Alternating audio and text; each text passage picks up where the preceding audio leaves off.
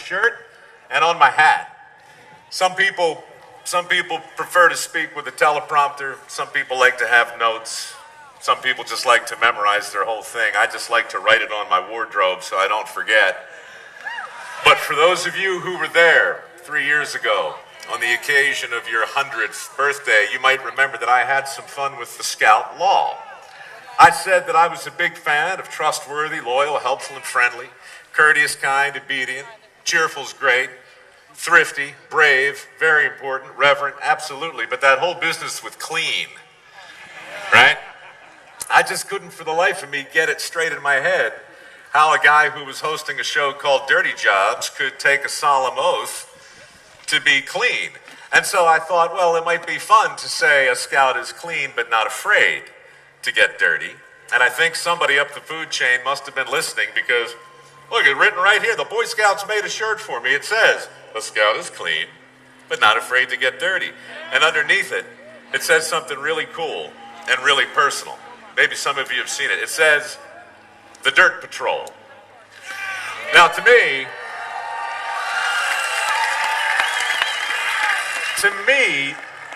the Dirt Patrol sounds like something that should exist in the Boy Scouts of America. And I say that because, I'm just thinking of the 8,000 volunteers who have been here now for over a week, living 4 to a tent. I'm thinking about the people who always volunteer for the dirty jobs. And I'm thinking about my own childhood. When I was a kid, we used to talk about the Dirt Patrol in my family. It was my grandfather, my dad, me, and my 2 younger brothers. My mother called us the Dirt Patrol. And I'll tell you a true story. I was 12 years old. I got up one morning, did what I always did when I was 12 years old in February. I got up, went out to the porch, got some wood, came in and started a fire in the wood stove. My dad was one of those guys who liked to heat his whole house with a wood stove. So first one up goes to make a fire. And then, of course, I went to the bathroom. Now, we had one bathroom in our house. I told myself not to make this all about toilet humor, but I really can't help it. It's a true story. I went to the bathroom, took care of business, stood up, flushed the toilet. I stood there. I watched it go down. I don't know why I do that. I'm fascinated by it. And I'm standing there, just waking up, and the toilet made an amazing sound. The sound I'd never heard our toilet make before. It was like the devil was clearing his throat or something, right? And then there was an explosion. I'm not kidding you. A second later, that which was in the toilet and vanishing suddenly reappeared with extreme violence and flew out, and within a second, there I was, 12 years old, covered with my own poo, right? So I'm stunned. And I go get my dad. I'm like, Dad, I'm covered with my own poo. And he said, yeah, you're disgusting. This is a problem. I said, what are we going to do? And my mother came in and said, oh, yeah, well, we're basically going to get the Dirt Patrol together. And what that meant was my grandfather, who lived across the lawn, right? He was like a superhero. My granddad, you guys know him. You haven't met him, but he's just one of those guys who was born hardwired. He could fix anything. He only went to the 8th grade. But by the time he was 30, he was a bricklayer, he was a steam fitter, he was an electrician, he was a plumber, he was a mechanic, he was a welder. He could do it all. And I loved him. And he came over, and with my dad, we went out front to try and fix the broken toilet. Now, this was incredible because it was a school day. And my father said, look, you're going to take the day off. You're going to work with me and Pop, and we're going to fix this. And I'll spare you all the details, but for the next 8 or 10 hours, it was great. My father had this thing called a ditch witch, and he let me operate it. Basically dug a trench in our front lawn looking for the problem in the pipe that had caused the toilet to explode. And it was so much fun digging this ditch. And then with my grandfather, we found the problem in the pipe, and we made the cut, and then we put in a new pipe, and there was welding. And I heard my dad say a bad word, and we laughed, and there was more welding, and there were blisters, and there was pain. And my mother made a big thermos of hot coffee, and she brought it out to us. I drank my very, very first cup of coffee, right? It was fantastic. I felt like a man. I got my hands dirty, and I was a part of fixing a problem. And I decided that day That was the day I decided I knew what I was going to do with the rest of my life. I knew I was going to learn a trade. Sit down, guys. You're making me nervous. Take a load off, honestly. Take a load off. All right? This is the day. I love you back. I love you back. That was the day I knew what I wanted to do at 12 years old. And so for the next 4 or 5 or 6 years, I did everything I could to follow in my granddad's footsteps. I went through junior high, I went through high school, I took the wood shop, I took the metal shop, I took auto shop, and you know what I learned? I learned just because you want to be good at something doesn't mean you're going to be good at something. C- in wood shop, D+ in metal shop, got a C in auto shop. I was getting frustrated. I was starting to wonder maybe there was something wrong with me. I'm 17 years old at this point. I'm a senior in high school. And I take the college test that they make everybody take, and I'm just lost. I'm confused. And I got a call to go see the guidance counselor. His name was Mr. Dunbar, all right? Mr. Dunbar wanted to talk to me about my future. And he said, look, based on your scores here, we know exactly what you should do, Mike. James Madison is a great school. It's a great 4-year school. You should go there. Or maybe the University of Maryland. You should go there too. And I'm sitting there thinking, look, that's a lot of money. And I don't want to borrow money, and my folks don't have a ton of money, and I just don't know what I want to do. So I said, Mr. Dunbar, I think maybe the smart thing for me to do is go to a 2-year school. Right? Just maybe learn a trade, maybe just figure out what I want to do at a community college. And he said, Mike, that is below your potential. You don't want to do that. And then he gave me the worst advice I've ever heard in my life. He pointed to a poster on his wall. I brought it with me. You want to see it? You're going to love this. You're going to love this. Thing hanging back here somewhere. Oh, it's right here. Beautiful. Thank you. That could have been awkward.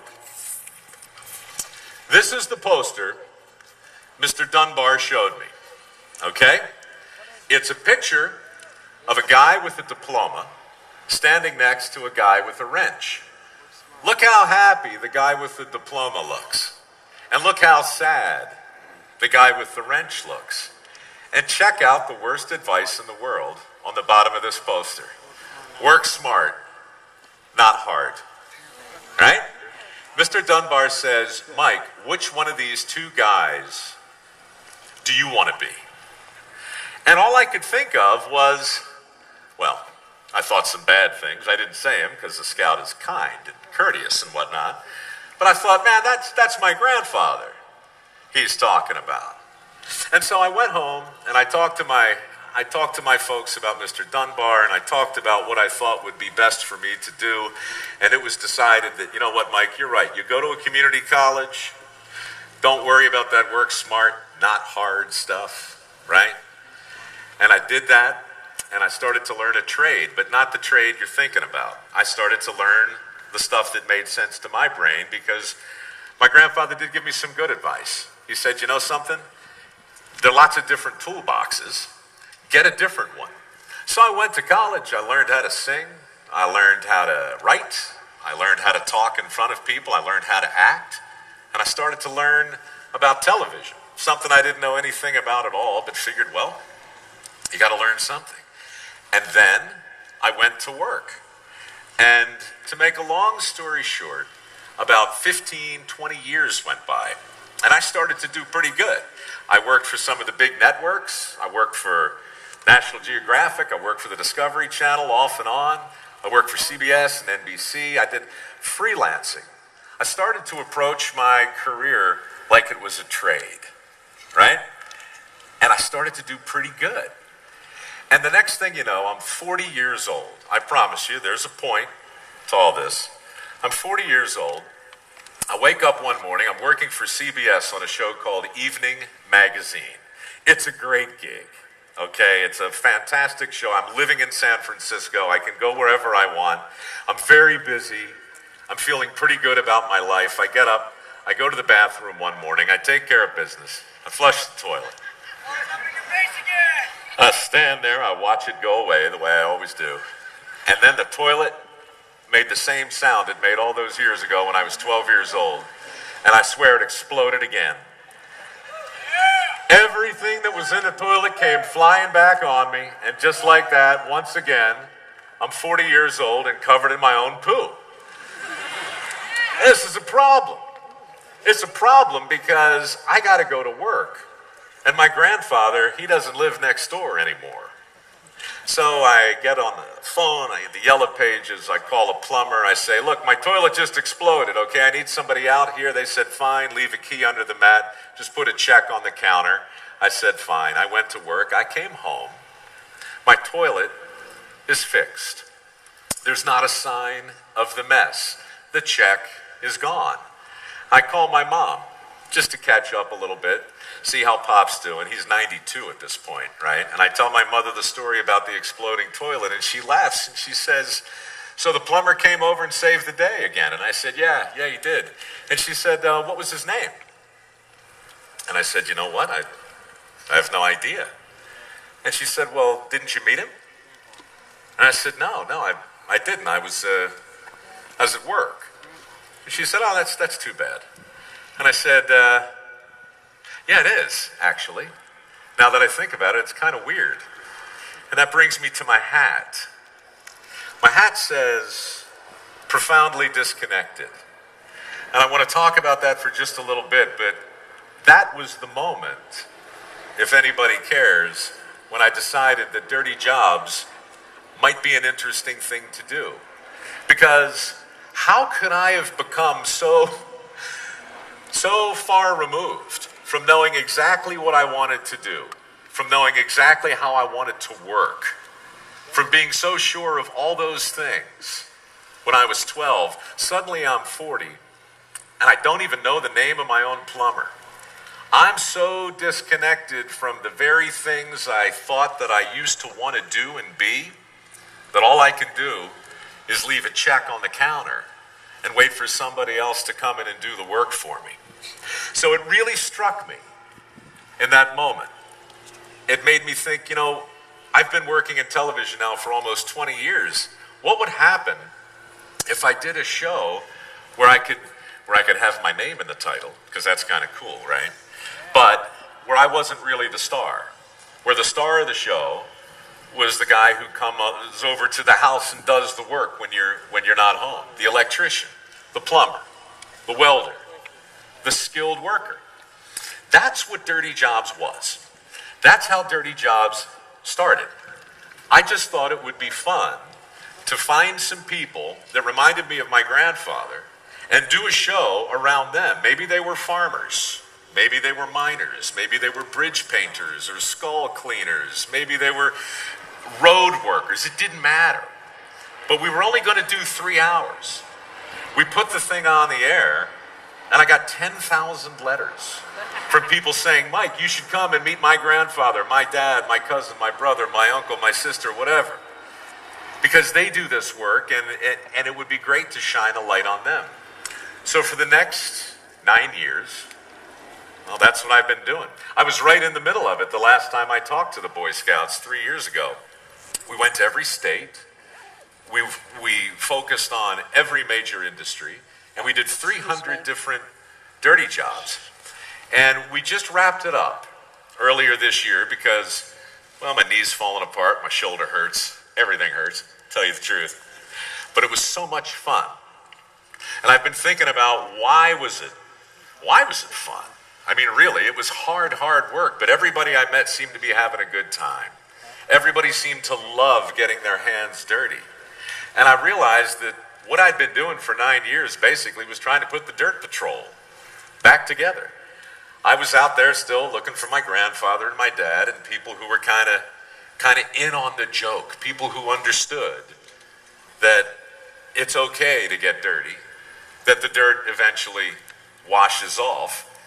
The dirt's the thing that keeps us connected. I started getting thank you letters years ago from people we profiled on the show. Electricians would call me all the time. Farmers would call me all the time. A couple months ago in New York, I was walking down Central Park South, a garbage truck.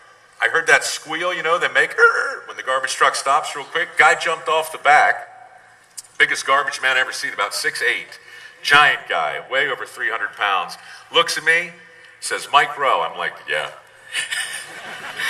Runs up to me. Doesn't even break a stride. Grabs me. Lifts me up off the ground. And says, man, I can't tell you how much I appreciate what you do. I said, dude, put me down. He said, no, man. Listen to me. Do you have any idea how dramatically my love life has improved since you did a show about garbage men? I'm like, I didn't know. But this is the kind of thing that's been happening now for years. And it's got me thinking, why are people grateful for the show? Nobody had ever thanked me before for doing television. People blamed me for doing television. But people really seem to love this show. And I think it's because I'm not the only one who became disconnected from my plumber.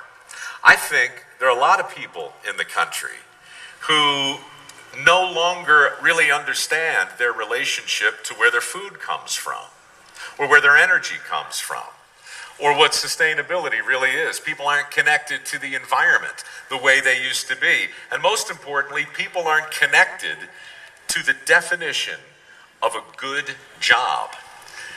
This is what I heard for the last 9 years wherever I went from business owners. I would hear about how hard it was to find people, not people who were educated, but people who were skilled. Because something has been happening in the country where we celebrate one form of knowledge over the next.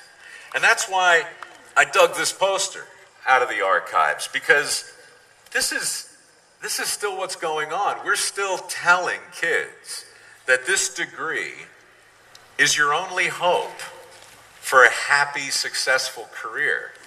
And in our minds, we still see this guy over here as some kind of vocational consolation prize. It's crazy. And you know what it's doing?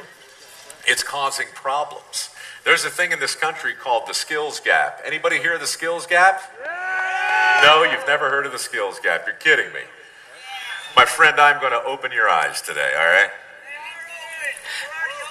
The skills gap is the fact that there are 3 million jobs available right now for people who are willing to learn a skill and get their hands dirty. They're out there right now, these jobs. How come nobody's going after them? I don't get it. I think it's because a big hunk of the country is disconnected. Now, I'm not talking about you guys. You guys are connected. The Boy Scouts get it. The Boy Scouts have always gotten it. Future Farmers of America, they get it. Skills USA, they get it. But the Boy Scouts, they really get it. Because my earliest experience in the Boy Scouts was getting not merit badges, but skill awards. Celebrating a skill. That's the thing that we need to reconnect with, because that's the thing that we've become disconnected from. We have to find a way to make Mr. Dunbar's advice go upside down. He was completely wrong. Are you kidding me? Work smart, not hard. Has anybody heard that expression before today? Work smart, not hard? Right. Everybody's got their hands up. Later on, because you guys are connected, go ahead and take your phones and Google work smart, not hard. You'll see this advice is everywhere. It's on merchandise. It's the title of books. It's all over the place. I think, and this is just a theory, but I think our country has taken Mr. Dunbar's advice. I think there's a big hunk of our country who believes it's possible to succeed without working really hard. Working smart is great, But where in the world did it become okay not to work hard? So I started thinking, well, look, I'm one guy with a TV show, and now that TV show's over. What can I do to get that message out there? Who can I ask for help? I'm thinking maybe the Boy Scouts could help, right? I mean, I'm just thinking maybe the Boy Scouts could help. So here's what I did. I thought about Mr. Dunbar's poster, and I asked myself, what would it look like if it weren't so daggone stupid? What would the worst advice in the world look like if it were actually the best advice in the world? Now keep in mind something when I show you this. Right now, anybody know what $1 trillion is? Yeah, it's a lot, okay? $1 trillion of student loans exist because kids who were in my position a long time ago borrowed money in order to go to a college that they weren't quite ready to go to and study really hard and pay a fortune to get an education that, well, it was awfully expensive. Now, don't think for a second I'm standing here in front of you saying education and college are a problem. No way. After my community college, I eventually went back. I did get a degree, but I didn't get it until I knew exactly two things for sure. A, I could afford it, and B, I knew what I wanted to study. So, rather than saying work smart, not hard, what if we were to say work smart and hard? And that's me, by the way. That's me, by the way, holding my diploma down by my side. It's not because I'm not proud to have it. It's just because so many kids today are in debt because they've paid a lot of money to get an education without a skill. Now, standing next to me is a young man who went to a trade school, didn't get any debt, was immediately hired, and he's out there working right now. To me, that's the poster that should have been in my guidance counselor's office. This is the poster that should be in troop rooms around the country. This is the advice that people ought to be hearing. You can't separate smart work from hard work. And every time you try and do it, something really, really crappy happens. Like a toilet blows up in your face and you don't know what to do about it. I was just standing backstage looking at the video of all you guys doing everything from woodworking to welding. A kid stopped me yesterday to say how excited he was. He was welding aluminum. You know how hard it is to weld aluminum properly? You know how much money you can make out there in the real world if you know how to weld? I was talking to Randall a little while ago, who was kind enough to introduce me, and he was saying, you know, at AT&T, skilled work is just as important as anything else. And the opportunities are everywhere. I ran into anybody here at Caterpillar, the big company? Yeah, right. Remember last year or 3 years ago, Caterpillar brought me to stage in one of those big giant things and dumped me out there. It was fantastic. Caterpillar's got jobs right now. They can't find anybody who's willing to do them. Heavy equipment mechanics, you can make a lot of money. I ran into the person who runs their dealership down in Las Vegas a couple of months ago. We got 26 positions open right now. We just can't find people who are willing to learn a skill and really go to work. So look, I wanted to come here to tell you a couple of things today. First of all, the Dirt Patrol is alive and well. It's alive and well in my memory, and it's alive and well out here. Secondly, a scout is clean, but not afraid to get dirty. I know you guys know that. I know you guys believe it. Thirdly, work smart, not hard is the dumbest advice in the history of the world. Work smart and hard. Does it make sense? Yes or no? I think it makes sense too. I think the country is profoundly disconnected. I think you guys understand. I think there's an opportunity to change the way people think about skill and about work. Look, a lot of people have said a lot of nice things to you over the last week, I'm sure. You're probably used to hearing people give you great advice and tell you how great you are. You know you're great. I'm not going to blow any more sunshine up your Class A uniform. I'm going to ask you to help. I'm going to say to you that the Boy Scouts get it. And last time I was in front of you, I talked at length about what the Boy Scouts had done for me.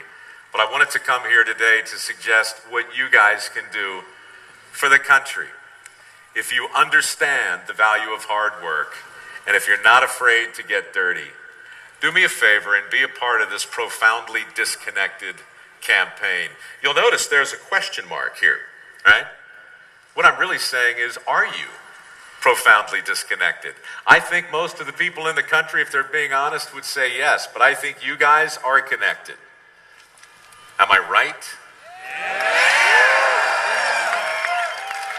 All right, Boy Scouts, I want to thank you for bringing me here today.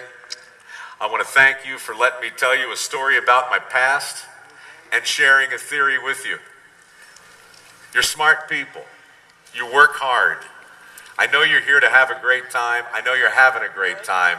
But just take this with you, okay? You're salt. You're like salt. You're the people who get it. You're out in the world. Spread the message. Work smart and hard. Say it with me. Work smart and hard. All right, you get it. My work is done. Now I'm going to walk out and shake hands with each and every one of you. You ready?